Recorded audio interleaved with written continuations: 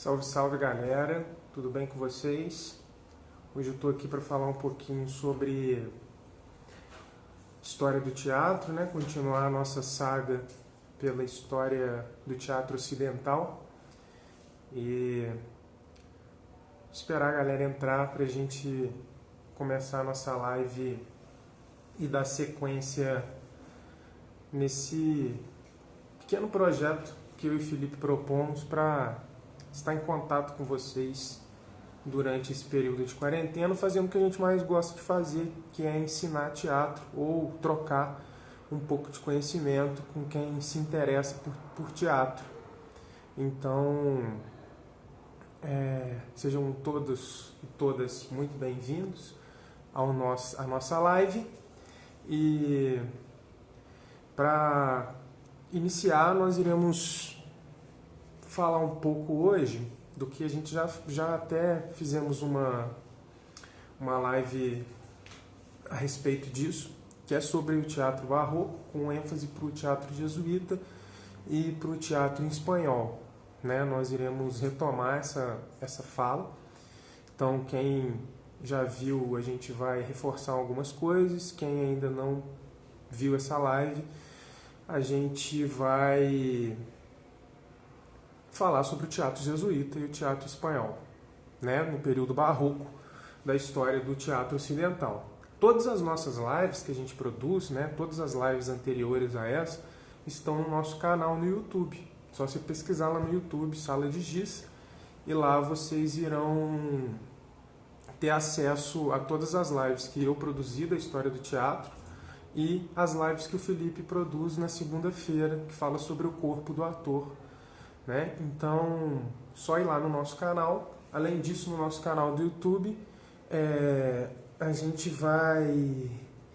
Lá também tem, na verdade, alguns espetáculos da companhia, que é o Tempo de Afogar Dois Cavalos, o Circo no Sótão e o Circo dos Quase Velhos. Você também pode assistir esses 3 espetáculos durante essa quarentena aí.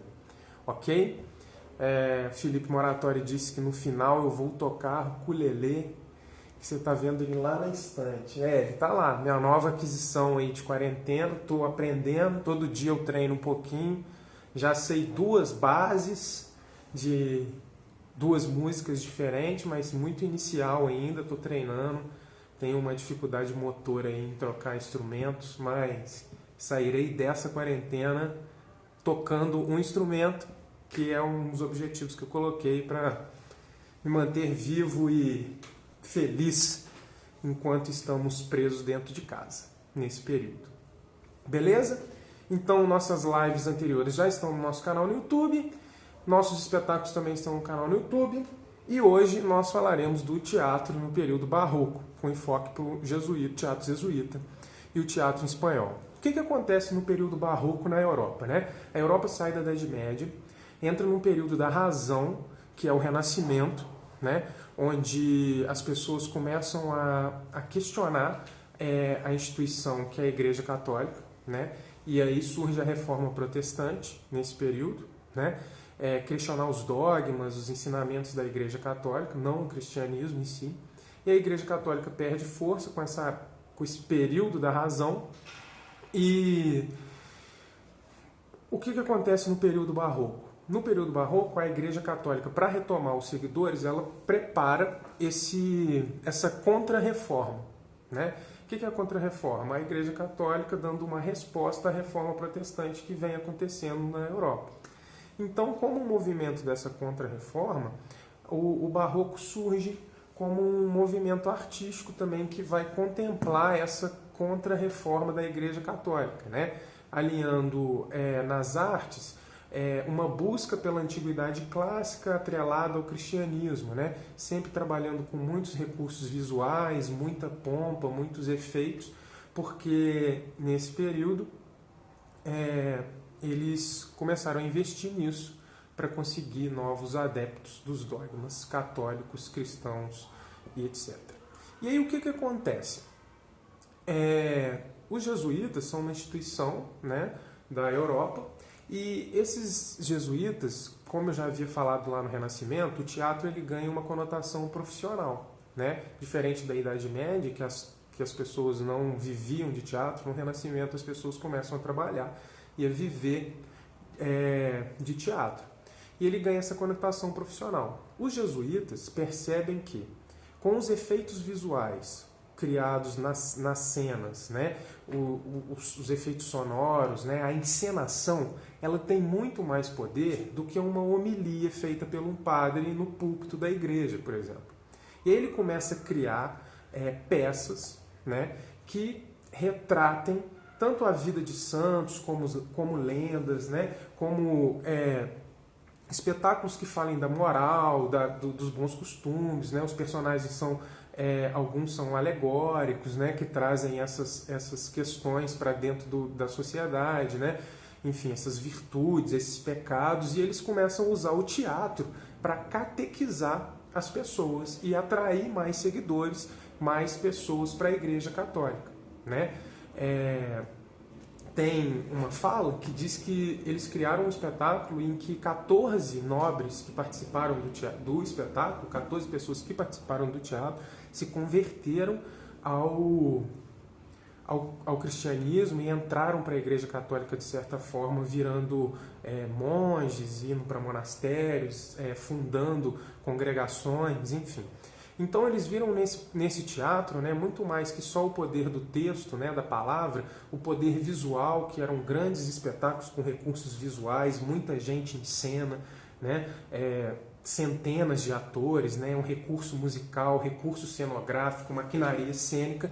Eles viam isso, esse poder da encenação, esse poder catártico que a encenação tinha, né, esse potencial de trazer essas pessoas para a igreja. E aí o teatro começa a se difundir nesse formato desse teatro jesuíta, e ele chega até as colônias, né, dos países europeus, e os jesuítas usam o teatro para catequizar os povos indígenas, para catequizar os povos africanos, enfim. No Brasil a gente tem um grande representante aí do teatro jesuíta, que é o padre José de Anchieta, que realizava espetáculos teatrais para catequizar os índios.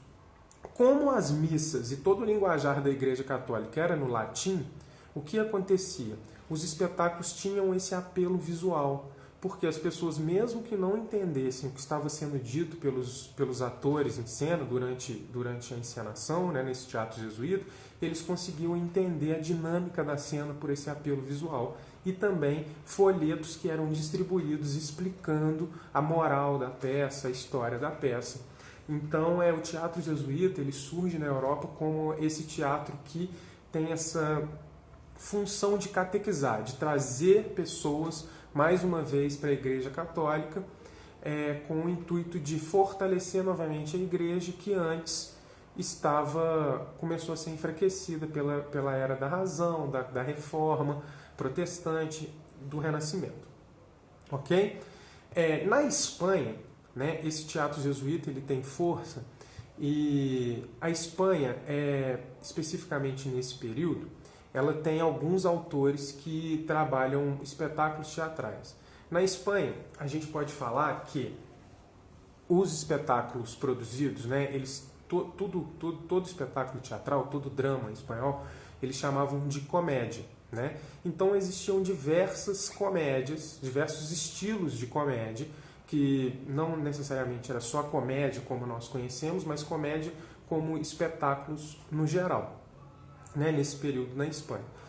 O que acontecia? Como o teatro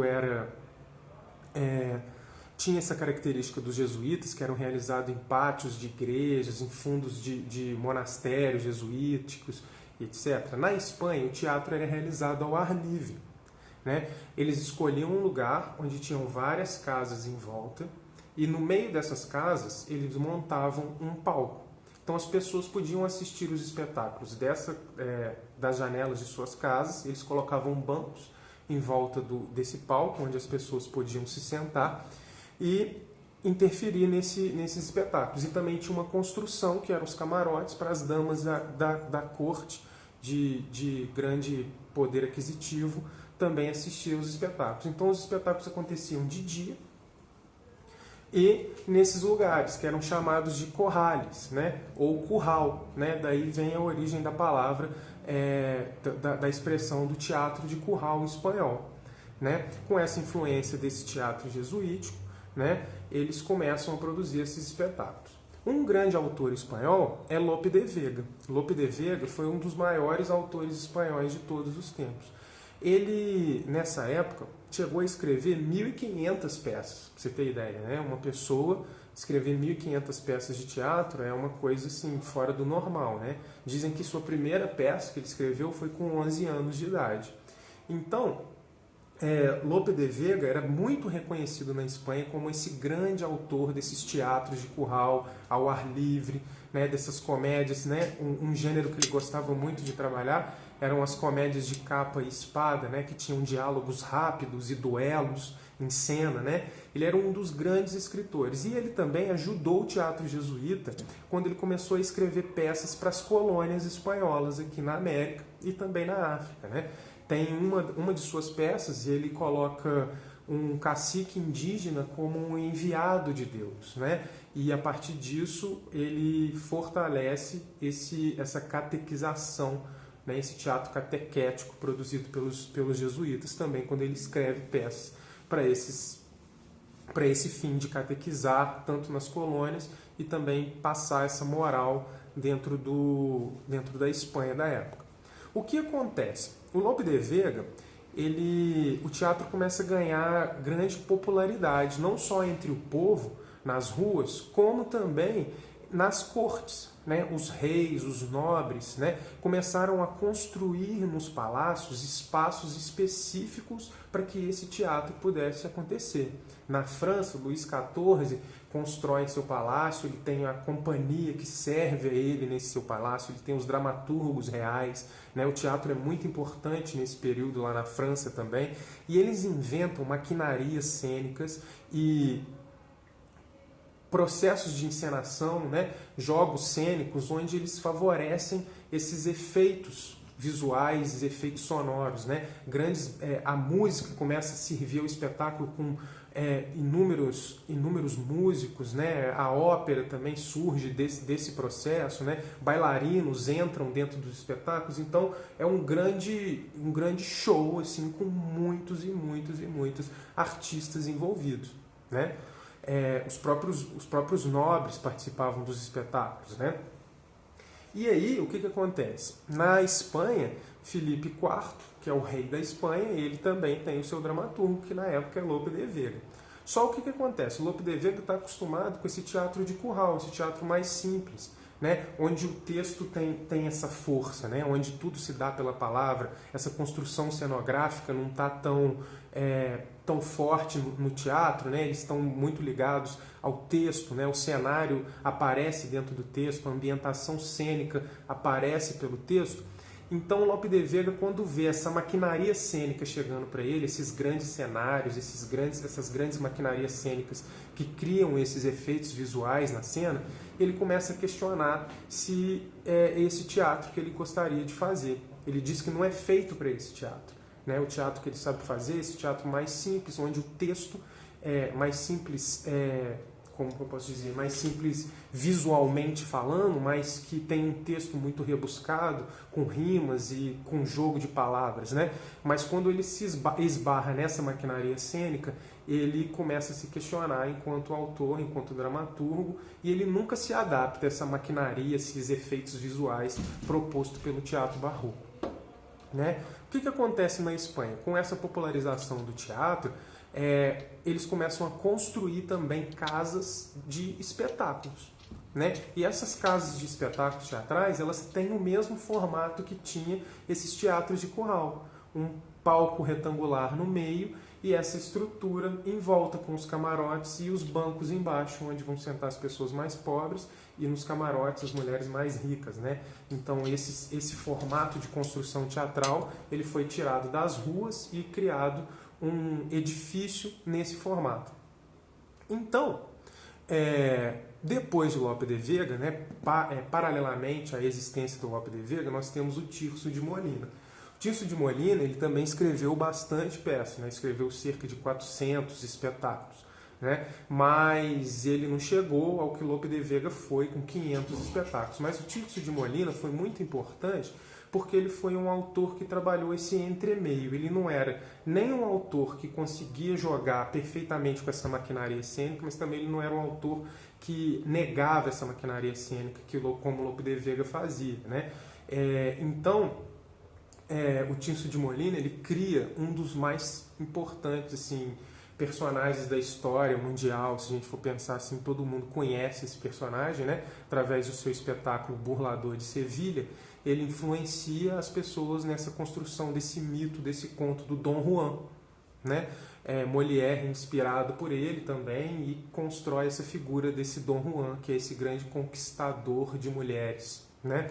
E a partir dessa figura do Dom Juan nós temos os contos, né, que envolvem esse mito, né? E por fim, na Espanha surge um grande nacionalista, uma pessoa fervorosa, que era muito devoto da igreja, do rei, do seu país, que é o Calderón de la Barca. Calderón de la Barca também é um grande autor espanhol. Não escreveu tantas peças como Lope de Vega, nem como Tirso de Molina. Ele chegou a escrever cerca de 200 peças na sua vida. Mas o Calderón de la Barca, ele era um importante autor, porque dramaturgo, encenador, porque ele conseguiu nos seus espetáculos trazer essa maquinaria e esse jogo cênico proposto pelo Barroco, né? Esses grandes espetáculos, esses grandes efeitos cênicos que eram criados em cena com entrada de cenário, sai cenário, muitos atores se colocam em cena, aliado a um texto também interessante e rebuscado, que não era um texto empobrecido em função da maquinaria cênica, em função do visual, né? Nem o texto se sobrepunha a essa maquinaria cênica. Ele conseguiu um perfeito equilíbrio. E com isso ele foi também um dos autores do rei Filipe IV na Espanha, que ajudou a propagar esse formato de se fazer teatro durante esse período do Barroco, né?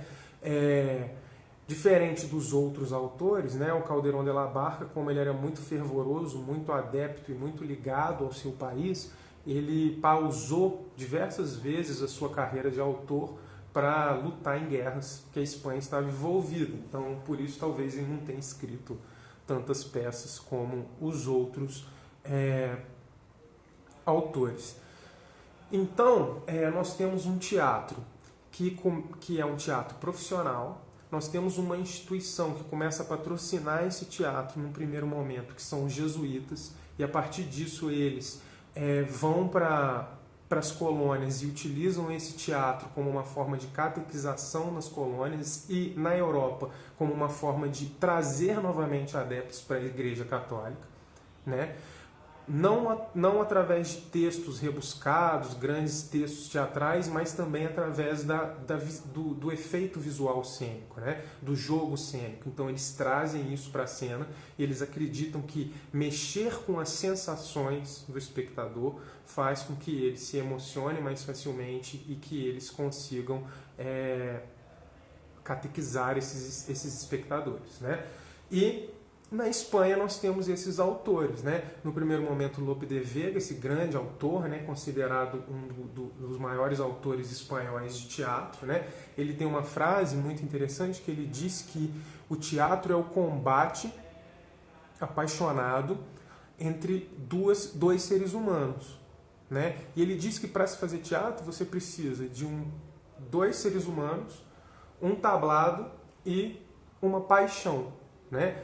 O que ele quer dizer com isso? Ele precisa de um ser humano que faz, um ser humano que assiste, um lugar onde esse teatro possa acontecer, qualquer lugar, na rua, porque ele era adepto desse teatro feito na rua, durante o dia, que se montava o palco, apresentava e facilmente se desmontava esse palco, né? Duas pessoas, né? Uma para assistir, uma para fazer, e essa paixão que está ligada a esse conflito, a esse texto, a essas histórias que fazem com que esses dois seres humanos possam trocar as suas experiências naquele momento, né? Nós temos o Tirso de Molina, que surge também com Dom Juan, e por fim o Calderón de la Barca, que consegue trazer essa maquinaria cênica para esse teatro espanhol, que já vem ganhando esses lugares, esses palcos, né? Esses teatros de curral, e também esse teatro na corte, que é a grande característica desse barroco, desse período barroco, né? Desse período em que as artes ganham esse rebuscamento,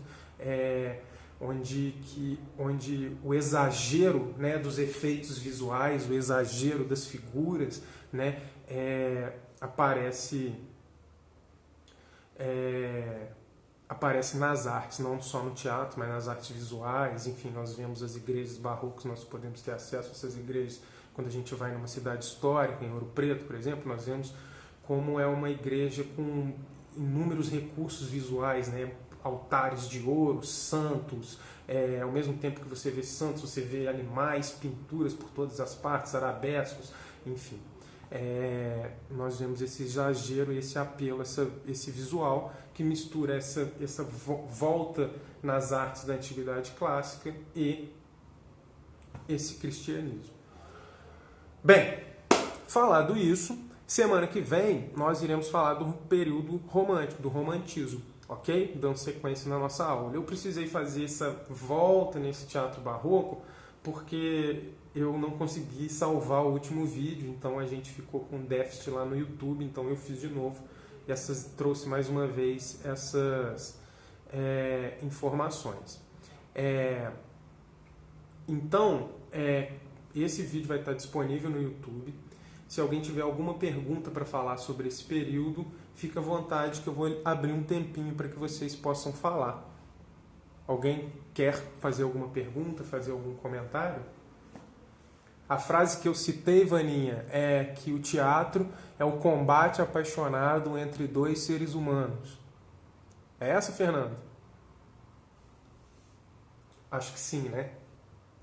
Só para falar, o livro que eu uso como base para passar essas informações, lógico que eu passo batido por essas informações, passo elas muito rápido, né? Mas quem quiser um aprofundamento, pegar isso que eu falei e esmiuçar, se aprofundar nisso, esse livro aqui, A História Mundial do Teatro. Aqui ele faz uma volta ao teatro desde os povos primitivos. Ele passa pelo teatro oriental também. Nós estamos fazendo um recorte aqui nas nossas lives do teatro ocidental. Importante falar isso, né? Porque as pessoas falam assim, o teatro foi inventado na Grécia, né? Com aquelas coisas de dar o crédito para o europeu. Mentira, o teatro não foi inventado na Grécia, né? Outros povos já produziam teatro, né? Outros povos já tinham essa relação com a representação, inclusive aqui na América, povos indígenas, na África, povos africanos, povos orientais têm uma outra relação com a representação, com essa arte de se colocar em cena, ok? Lope de Vega, Vaninha, que falou essa frase, ok? É uma frase dele. Então, é isso. Então, nós terminamos por aqui. Essa live vai ficar 24 horas aqui no Insta da Sala de Giz. A gente vai trazer novidades para vocês. Fiquem atentos ao Insta da Sala de Giz. Eu e o Felipe estamos produzindo uma coisa bem legal para trazer para vocês nas próximas semanas. Né? Segunda-feira tem a live do Felipe às 18 horas. Eu vou mandar aqui, Vaninha, para você. Eu vou digitar.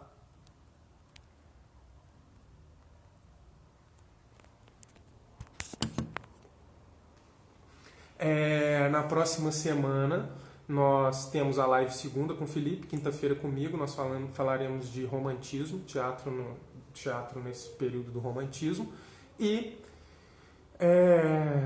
essa live, depois quem não conseguir assistir aqui no Instagram, vai estar no nosso YouTube, né? youtube.com/Sala de Giz. Você digita Sala de Giz lá na busca que vai achar nosso canal. Lá tem todas as lives que a gente já fez sobre história do teatro, sobre o corpo do ator e também os espetáculos da Sala de Giz para vocês assistirem. Tá bem? Um beijo para vocês, muita saudade dos queridos, do Fernando, da Vaninha, do pessoal de sábado, Entre Duas Intenções, né? Muita saudade de todos vocês, um abraço, obrigado por estarem acompanhando a gente. Tão logo essa quarentena acabe, nós estaremos fazendo teatro presencialmente, novamente, junto com vocês, abraçando todos, que é o que a gente gosta de fazer. Beleza? Beijo no coração de todos e até semana que vem.